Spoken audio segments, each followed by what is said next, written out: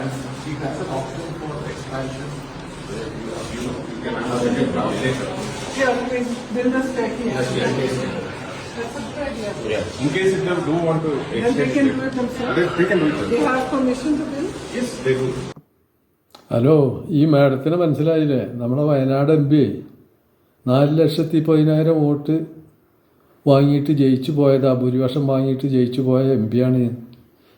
ഇപ്പോൾ LDF government താക്കോൽദാനം ചെയ്യാൻ പോകുന്ന വീടുകൾ വന്നിട്ട് വല്ല എഞ്ചിനീയർമാർ വന്ന് പരിശോധിക്കണ മാതിരി പരിശോധിക്കുക 36 വന്നിട്ട്. എന്നിട്ട് 36 വക ഫ്രീ ആയിട്ട് ഓരോ കലണ്ടറും അവിടെ ഫിറ്റ് ചെയ്ത് കൊടുക്കുക.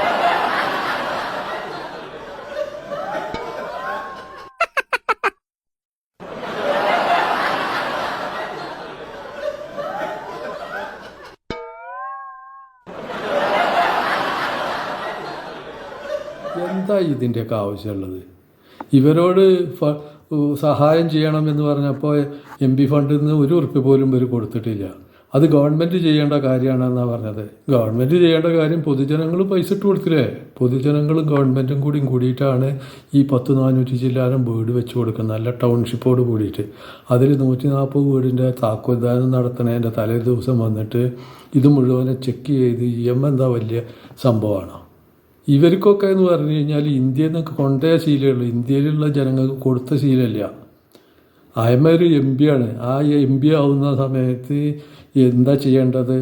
അവരെ വയനാടിന് വേണ്ടിയിട്ട് MP ഫണ്ടിൽ നിന്ന് പൈസ കൊടുക്കുകയാണ് വേണ്ടത്. എല്ലാ MP മാരും കൊടുത്തില്ല. ഏത് MP മാരാ കൊടുക്കാത്തത്?